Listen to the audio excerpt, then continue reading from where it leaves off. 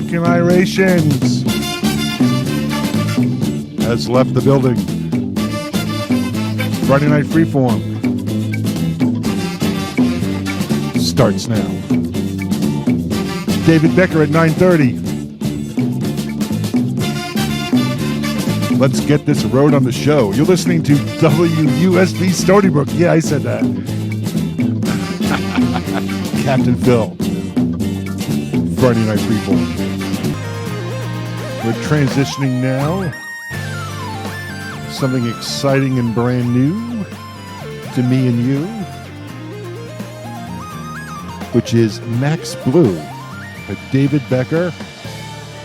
And David himself will be on in about 4 minutes, but let's say goodbye to the Is crew and say hello to Max Blue here on Friday Night Freeform.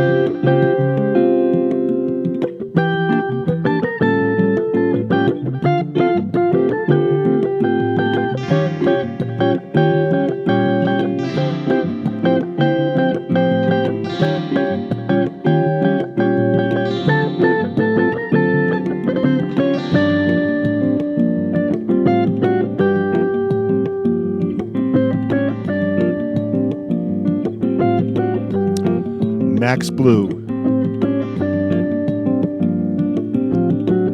David Becker, friend of Jim Donica's. welcome to Friday Night Freeform, David. You are on the air, my friend. Glad to be here. And you know what? As we get this thing kicked off here, tell us a little bit about this project, the planets, and also I played you into Max Blue. Tell us a little bit about that track itself. Well, okay, so there's a lot of things that are kind of related to the Planets project. About a year and a half to 2 years ago, I got involved with, actually it was before the pandemic, with Space Channel. That's a new television channel. That's in Canada, right? That's a Space Channel? No, they're in Texas. They were based in Brownsville, now they're in Houston. But they basically do everything space. It's a news channel, and they follow all the stuff that's happening with Elon Musk and all the different things with NASA. But they got involved with me through my music because I've been making records for 35 years, and one of the guys from Space Channel is a huge fan. And I met one of the partners, and we talked about using my music for certain things, because a lot of my stuff gets played and has been played on the Weather Channel and all that stuff. So we kind of got to that idea, and then they had the idea for me to come in and basically do a live presentation of each planet with an improvised guitar thing, with using my loop pedals and all this stuff. So we went down and shot it down in Brownsville. You can go to spacechannel.com. You can see the whole broadcast. It's like 45 minutes, and I'm actually improvising for each of the planets. And now we're going to do it live. So wait, that's so cool. So because I was looking over it a little bit, and because this came together really quick having you on tonight. And I was looking it over a little bit, and I was thinking to myself, well, the planets, and you think of Gustav Holst, or you think of Tomita, you think of, Carl Sagan, with Cosmos and stuff like that. But I don't think something of this nature has come from improvisation before. So are you telling us every time you perform these, it's going to be different? Yeah, I mean, for the most part, there'll be kind of a theme to it. The thing is that music is very much like the planets, how they rotate the solar system. And, there's a certain thing that happens when one planet does one thing, another planet reacts to that. And so I've always thought of, music as being very much related to the universe. And when I improvised for those planets, I just took basically my conception at that moment of what I thought that planet represented and performed that. Now, it will kind of be based on certain things the more I do it live, that will sort of repeat themselves a bit, but there'll always be the spontaneity, because once you start to do something kind of inspires you to do something else. So the hope is that we'll be able to keep a theme going, but it'll be different every night.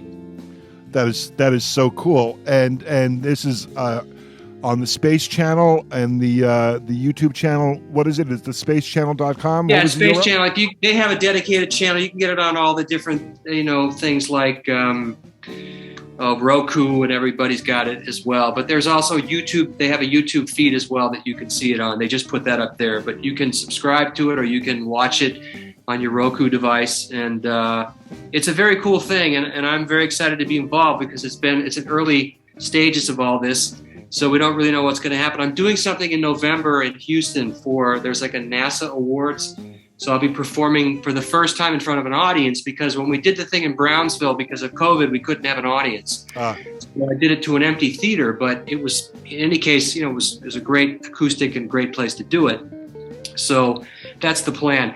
Now, the thing I'm doing now down in New Zealand, that's just the David Becker live, solo show, which is essentially related to the Planets thing. And I put a record together for that tour called Planets, which actually has the theme to Planets, which is a tune that I kind of came together and used as the theme for that show.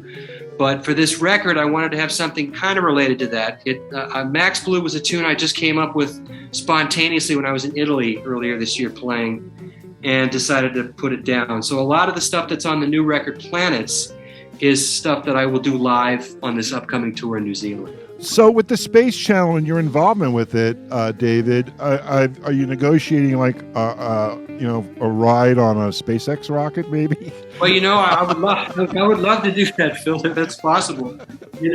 I might be the first musician to perform in space. Who knows? Oh, that's awesome. That would be crazy awesome.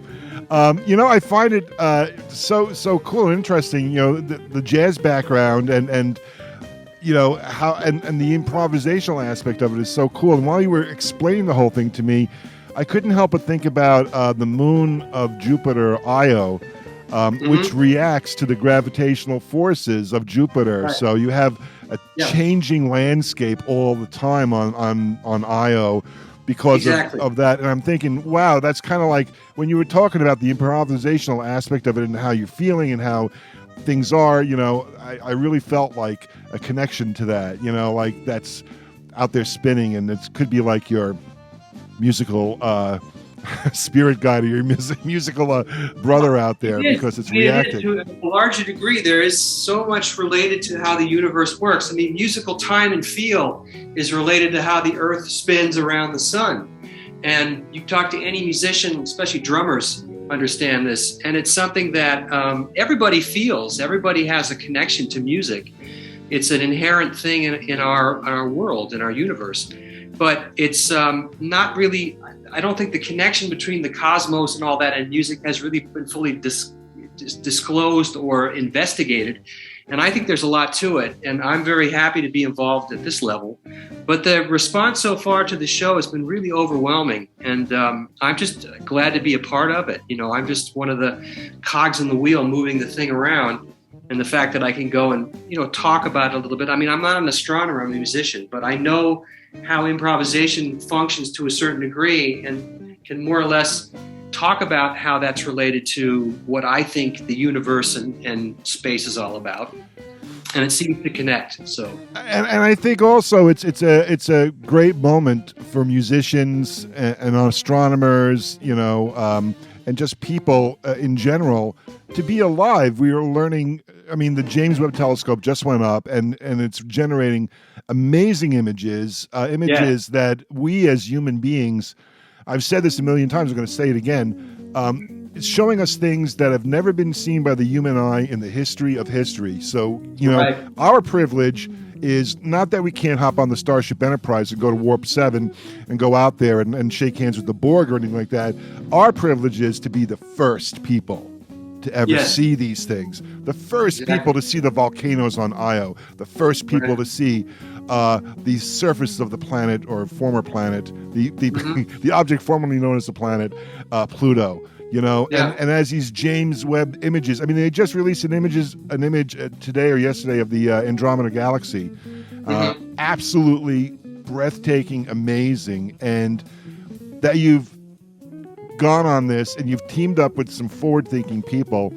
Who knew there would be forward-thinking people at a television channel, David? Well, one of the founders of the Space Channel, Chad Malum, is really a forward-thinking. He's a musician too. And when we first met and talked about, he was just starting the Space Channel, and he talked about his vision, and I, talked about how I could see my involvement, and that's just how it grew, and it continues to grow. But they're great people. They're very enthusiastic, and they did some great videos. If you go to Space Channel, not only can you see the Planets show that I did, but you'll see a lot of my tunes from older DBT records or David Becker solo records, where they did some great visuals with stuff. It's mind-boggling. It's unbelievable how they matched all this stuff with the music. It's really cool. The video you sent me, the YouTube you sent me, explains a little bit about how you did that, and you're doing the looping there and a little bit like that. Is that part of the show when you do this? Do you stop and talk about things? Yeah, because what we want to do is it's a multimedia kind of thing. So I will, in a concert, it's more get up and play. I talk about each tune, but in this situation, I will talk a little bit about what this is, or I may have a Q&A with one of the people from Space Channel, and then just start playing. And then that'll be reflective of whatever topic it is we're doing. We also have plans to do things that will be related to specific cities.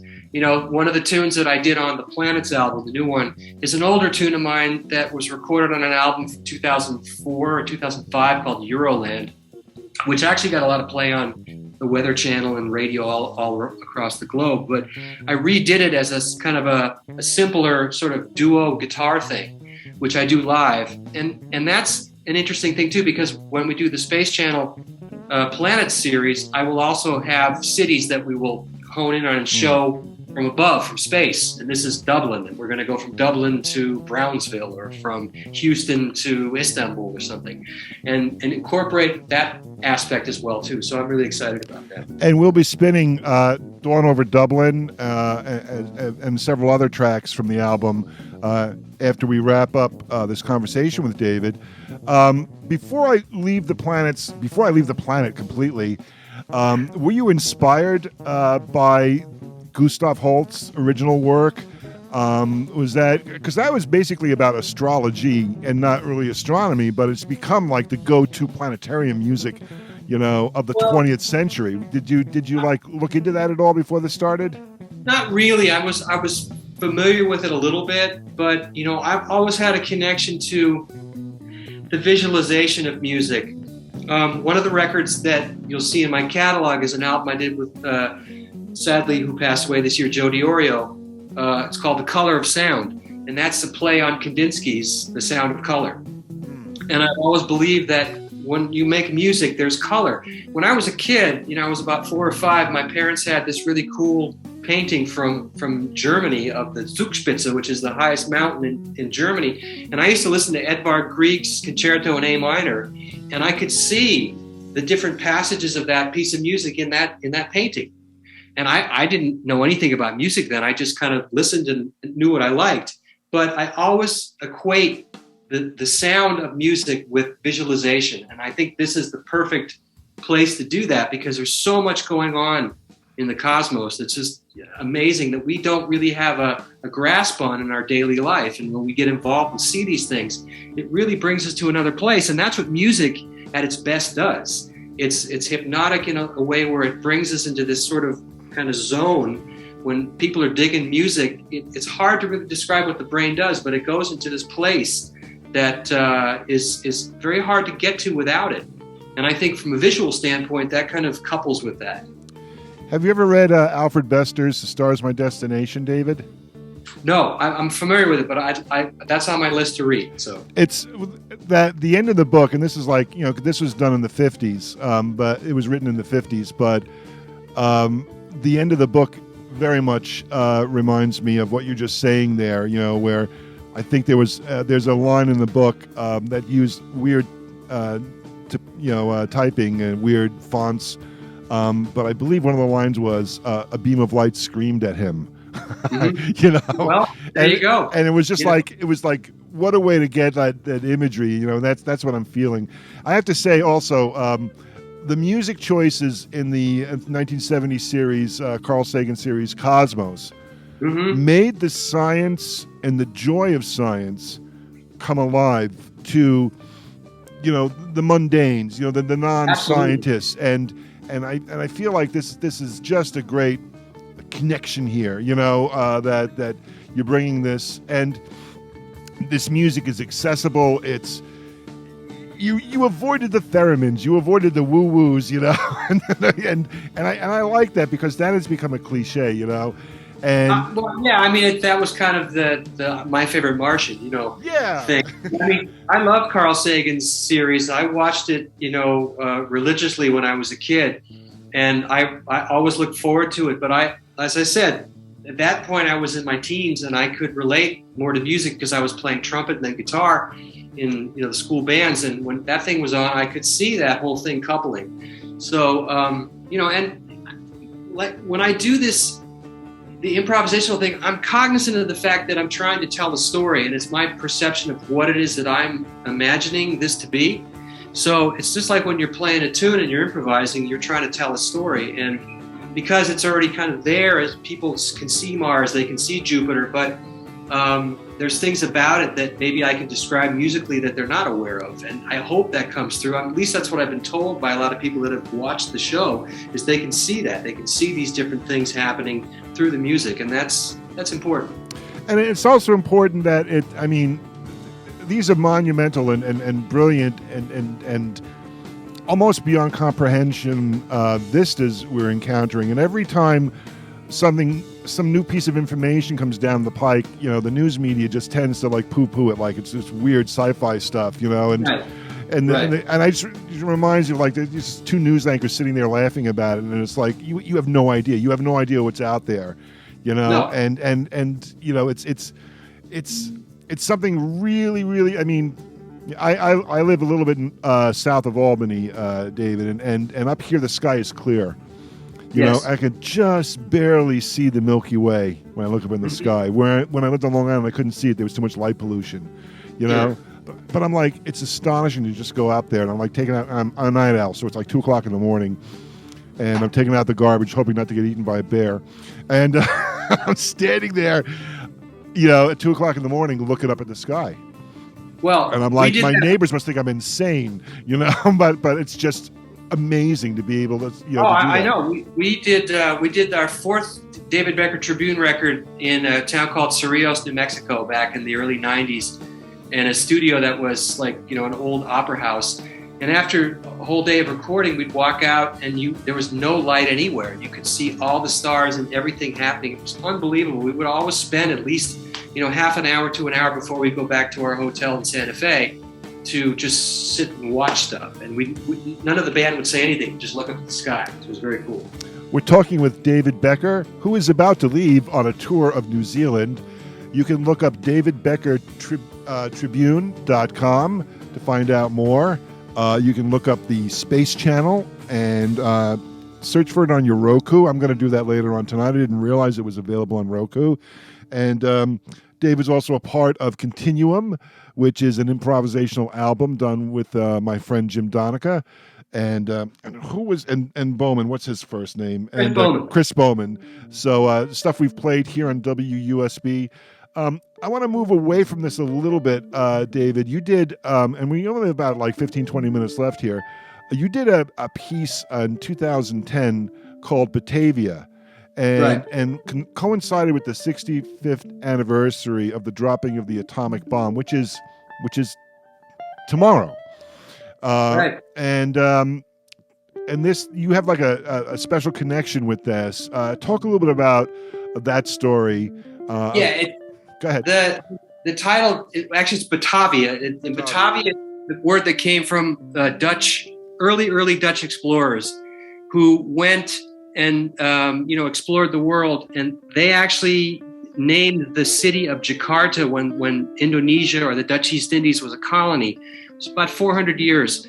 My mother is a Dutch national, but she was born in Indonesia at the time of the Dutch Indies and grew up there. And sadly, when World War II broke out, she herself and her brother and also my grandmother, along with my mom's stepfather, were put in internment camps from the Japanese because they invaded, and the Dutch were their enemies. And my mom sadly had to do hard labor. It was, most people don't know about this part of the war. They don't know about the concentration camps there. And I'd been told these stories since I was a kid. And I was living in Germany at the time, and German television came to me to talk to me about my grandmother, who was German by birth, but she had an amazing life and being in these camps and whatnot. So they asked me to talk about it, and we did a little interview, which inspired me to write music. And I started writing a bunch of tunes, and the album Batavia came from that. It's still an ongoing project. I actually had plans to do it live with the Metropole Orchestra in the Netherlands in 2020, but sadly we had COVID, so that got put on the back burner. But I still have plans to do a larger version of the whole album of Batavia as a way to, again, tell the story of their situation during World War II and educate people and hopefully get a little bit of acknowledgement for what they went through. Yeah, I had not read that before. It's and it's just the when I think about the anniversary of the atomic bomb, I think about the horrific book I read, Hiroshima. Sure. Just a chilling book I read when I was in middle school. And and it's, but there's so much. I mean, it was a world war. It's called a world war for a reason, And sure. And wow. my family was affected in many ways because my mom's older brother and sister were in the Netherlands, and my grandmother's brother was in the Wehrmacht, but he wasn't a supporter of Hitler. It's a long story. But the thing is that when the bomb was dropped, which was atrocious. I mean, I'm certainly not going to say that it was a great thing because it wasn't, but it liberated my mother. My mother's alive because of that. Otherwise, she would have been killed. And they didn't know they were free. It took them at least 6 to 8 weeks before they even realized that they were able to leave the camps. But it wasn't this jubilant thing like they had in Europe, where the Allied forces came and saved the day. It was very chaotic and very, very different than most people would really realize. It's terrifying, and thank goodness she survived. Otherwise, we wouldn't have had you here, David. Exactly. I wouldn't be talking to you. Yeah, my mother met my father in World War II. She was a young German girl, 16 years old. My father, a private in the United States Army, and she, when she was alive, she told stories, bombs, going off, backyard and stuff like that. And, she was not serving in the Nazi army, and she came here and became an American and married my father and hence inflicted Captain Phillip on the world. Which could be a good thing, could be a bad thing. That's still the jury's out on that one. But when my parents were alive, they told stories about that. It's just so difficult to wrap your head around. It's just a huge, huge thing. And those people like my mom's 92. A lot of them are gone. And when my mom is not here anymore, and that generation is not here to tell their story, I think it's incumbent upon all of us to continue to tell their story, to kind of heal. And that's why music in this capacity was a way to heal that and tell that story, but also to heal, because, I don't point the finger at anybody. It's an atrocious thing that happened to everyone that was involved. And I've talked to some Japanese people about it. I've been to Japan many times. I love the people in Japan, and they're very, when I do talk about the story, they're very curious to know more about it. And it's never with any, malice. It's all about just education and knowing what happened on all sides to make that World War II thing get cleaned up so that we all have a sense of how to move forward. Yeah, never again, right? Never exactly. Again. Never again. Yep. Oh, please, never again. As Ukraine burns, it's just oh my goodness. History repeats itself. So yeah. All right, let's cheer up a little bit. We're talking with David Becker here, and he's also did a great improvisational project called Continuum with Jim Donica, who gets his radio bookings from his wife at flea markets. So that's a good thing. Isn't that great? Talk a little bit about Jim, your friendship with him and this whole improvisational project. It's very exciting the way Jim talked about it. It's never the same twice. The thing was, Jim, for those that don't know, Jim was a young student at Cal State Northridge out here in California, and I had the David Becker Tribune. We were up and running for probably a couple of years. We had done our first tour of Germany and all across the States with an EP that we did with Warner Brothers. And the original bass player decided that he just didn't want to hang anymore. He just, for whatever reason, decided to do something else. So my brother and I were looking for a guy to replace him because we had road dates and records to make. So we recruited Jim because my brother was a student at Cal State Northridge, and he was in the DBT for about 3 years. We did some very heavy touring. We did 2 albums with Jim, the debut on MCA Long Peter Matson, and then the follow-up Siberian Express. And when Jim left the band, or we parted ways, he went on to do things with Maynard Ferguson and then Joe Strummer and all that. We remained friends. We kind of lost track of each other for a while when I moved to Europe, but we reconnected and we did some playing. He actually played a live date with us for the Batavia tour in, I think it was 2011. And we talked about, playing together again, but he always had this thing, I want you to get together with my friend Chris and, to record something. And I'm like, sure, so as things go, I'm flying all over the place doing gigs here and there. And then finally, we had a chance just after COVID to do a couple of gigs in upstate New York. And then he arranged to go to Chris's studio and record. And the rapport that we have, Jim and I, has always been there. And with Chris, it was real easy just to play. We just kind of didn't even talk about what we were going to do. We just started playing. And that's the result of what you hear. So That's awesome. It is 10 o'clock. You are listening to WUSB Stony Brook. David Becker is taking us to all the planets in the solar system via his brilliant guitar improvisations on the Space Channel. And we're going to be playing him out to several more tracks. David, we're going to play you out to 3 tracks. Let's briefly talk about each one. So the first one, I'm going to try to pronounce it correctly again. Boccaccio, right? Boccaccio. Yeah. I got it. There you go. So go ahead and describe that one. Well, that piece is kind of a very, sort of Baroque kind of piece, I guess. It's a 2-part guitar thing that I wrote. And there's a writer from the Middle Ages named Boccaccio, and he's very famous in Italy. And he wrote a book that's very well known. And I happen to stay at this hotel in Florence every year when I go. I do this thing in Tuscany every year that I do a solo concert and a master class workshop. And I like the name Boccaccio, so I did some research on him a little bit and got to know a little bit more about him. And that seemed to be a perfect title for this tune. Awesome.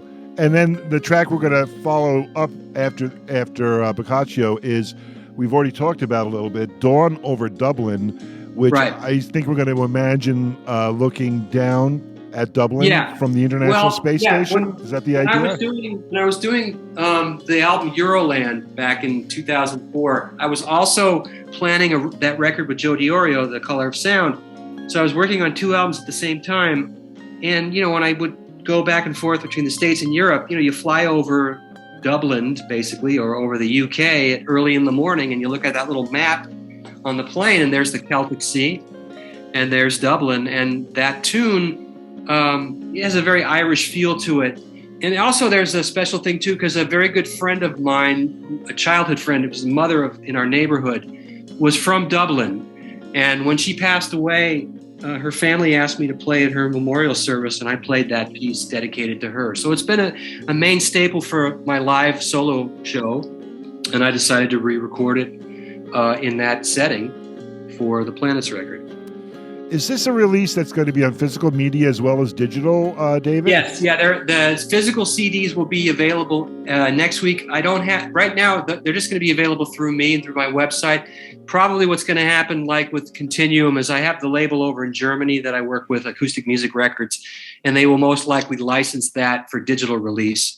But, physical CDs are something that I take as merchandise on tour. It's not a big medium anymore with record companies, so we did a small run, but you can get them through my website, or just, if you email the contact on the website, or the Space Channel will have them available as well too, because we plan to utilize those as merchandise too when I do the Space Channel stuff. Fantastic. And the last of the trio that we're going to play you out to is, and correct me if I pronounce her name wrong, is Sayuri's Sonata. Did I get that right? Yes. Sayuri. Yes. And this is a person that was very, very important to you. Yeah, Sayuri is, we called her Sandy, and she was from Japan, a very sweet lady. She was really, really good friends with my wife, Lori, and she was in the music business. She worked for JVC Records early in the 80s, I believe, and then she became a music manager and a booking person, and was just a really, really sweet lady, just was always very supportive. Actually helped with my first tour of Japan. And Lori and Sandy were very close, and she unfortunately got sick, and when she was on her deathbed, we were on our way to Europe, and we got the news that she passed. And I had been playing that little 3-chord thing that opens the tune up, and I didn't know what it was, and Lori would listen to me play it, and she said, "What is that?" And I said, "I don't know." And then when we heard that she passed, I had a concert a couple days later in Italy, and I dedicated that to her. So that's written for her. Wow. Awesome. Great stuff. Tell us where we can find you again. Is the website I mentioned the best place to connect with you? Yeah, David Becker Tribute, or just Google David Becker, jazz or guitar. I've got, I think this is the 18th album, and most of my stuff is available on, all the iTunes and Spotify's and all that. We had the DBT had a very solid audience in the United States for a long time. We toured relentlessly through every city and every state you can imagine. The Northeast and New York was always good for us. WQCD used to give us a lot of play, and we played up, in all over New England and all over the Midwest and all over up and down with everybody you can imagine. And then we kind of relocated to Europe. So a lot of the stuff, the guys that know my early stuff, they didn't really connect with the later stuff because they didn't know about it. And then I have people that know about the stuff now, and they've gone back and got the entire catalog. I have guys all the time coming to me, guitar players that are probably in their 40s, that come and say, man, Long Peter Matson was my very first jazz guitar record. And that's a great compliment. I mean, I have no idea. And it means a lot that for that many years that people are aware of what I'm doing. And, certain people like certain records, and certain records were more successful than others in different mediums. But I'm just happy to be still doing what I'm doing. I'd be very excited going back to where we started. Once, things move forward with the Space Channel and you've done this planet thing, that just a suggestion from Captain Phil, that as these new images coming from James Webb, from the edge of the universe, maybe another set, that's based planned. on those that's images. Planned. Yes, that is planned. I talked to Chad about that actually before, a couple of weeks before we talked about doing this interview. So it is on the back burner to do it, and I'm not sure if we're going to do it this year, but certainly when I do it, I will let you know. I'll give you the first heads up about it. Well, I tell you what, David, the longer you wait, the more images to choose from. Exactly. And they won't run out of any because they'll just keep coming. So when they did that mission to Pluto, how awesome was it to see our friend, the lead guitarist of Queen, stand up, as an astrophysicist. Yes. Yeah. Well, there you go. I mean, there's a guy, Brian May, who I actually got to meet many years ago. He came to see me play, and a nice gentleman, that he's so involved in that, and he's a great musician. And that just shows right there that the two are connected very deeply. I watched the press conference, and I'm into this stuff like you are, but I'm at at the same level. I'm not an astrophysicist, and I'm looking at the press conference. I'm very excited. One of my bucket list things was to see the surface of Pluto before I died, and mission accomplished. And I'm watching the coverage, and Brian May stands up. Yeah. And I'm like, what? I did not realize that, and I didn't know that back then. And, the music nerd in me just wanted him to whip out the guitar and just shred right there at the press conference. If only. David, a tremendous pleasure talking with you. I'm so glad. This is all thanks to Jim Donica's wife, who was set up next to me in High Falls, New York, where we were selling junk. Okay. You never know what happens when you have junk. I know. Junk brings all of us together. And I did okay at that. It was worth the trip.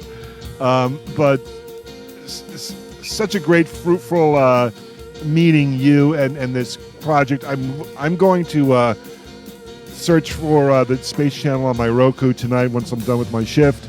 We're going to play you out to those 3 tracks. And I think we have like 2 minutes left here. Quickly tell us, what are you looking forward to in New Zealand? Well, it's my 4th time down there, and I've got 6 concerts, and I know that 2 of them already sold out. So I'm just looking forward to getting down and playing for the Kiwis. They're a great audience, and it's a beautiful place to go to. And say hi to all the Lord of the Rings people down there. If you I certainly will. Have a chance. I'm playing to tour. actually very near where they filmed that, so I'm looking forward to that. If I have, I have like 4 one-nighters in a row. I'll be flying and getting off and playing, but hopefully I'll be able to see some of that as well. So. Beautiful. Thank you so much for tracking me down, my friend. My pleasure. Pleasure, and I'm looking forward to hearing more from you as we go along, and feel free. And also, please join the Captain Phil's Planet Facebook group, and as your gigs and albums and things become available, let us know. I certainly will, and I'll be happy to come back on the air with you and fill you in on what's going on with Space Channel and tell you about the tour of New Zealand. So. Fantastic. Thank you so much, David. Have a great night and a safe trip to New Zealand. Thank you, Phil. Take care. Bye-bye.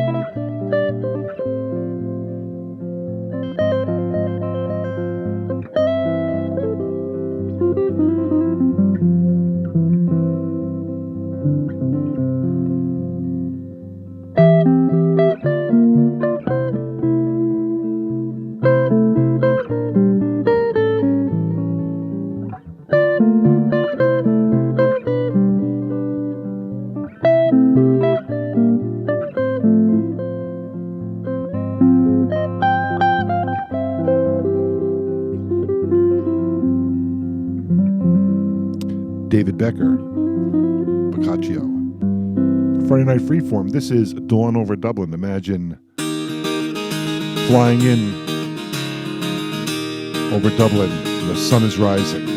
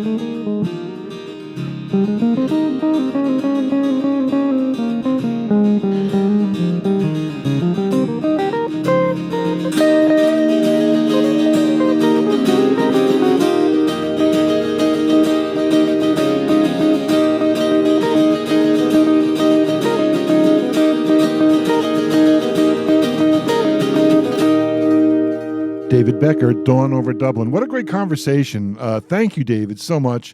I didn't realize this channel was available. I'm going to have to search it on Roku when I go upstairs later on. Yes, I am remote broadcasting from my basement into the beautiful Stony Brook studios. And many thanks to the DJs there holding down the fort, the live DJs. And thanks also to our great engineer, Frank, who keeps everything running amazingly. Our own personal miracle worker. David Becker, and the website again is davidbeckertribune.com, and you can look up all his spacey stuff. If you Wikipedia him, there's a bunch of great information there on David. And I originally thought when he said the Space Channel, I thought it was the Canadian Sci-Fi Channel. I believe it was called the Space Channel or something like, or space whatever, up in Canada. And the reason why I was interested in the Canadian Space Channel, they had this show called original programming called Prisoners of Gravity, and it was just wacky stuff. And it was, it was the channel that came out in Canada opposite our own sci-fi channel here in the States. And yeah, and I thought that's what it was. And I didn't realize this is a new startup. And this is sort of a cool thing because they're looking at real science, but they're doing things in real time. So David's like, being inspired by this imagery and this information and the stuff that's coming down the pike through these fantastic, unmanned robotic missions to the planets that we've had since I was a kid, and I love the fact that it's happening in real time. It isn't one of these overproduced things, and it's got all the sci-fi or science cliches in it, This seems more personal. It seems more tuned in a little bit. We'll talk a little bit about that more in a few. This is the last track I'm going to play from his upcoming CD, and this is Sayuri Sonata, and this is, of course, dedicated to his friend who sadly has passed away here on WUSB Stony Brook. So again, check out all our friends' good music. And again, all this happened because I was at a flea market in High Falls, New York, trying to sell a tomato soup tureen, which is still available. If you need one, I still have it. Yeah. So there's that. So it's just weird how the world works. Don't you agree? All right. Well, here we go. WUSB Stony Brook. Destiny's coming up at 11:30.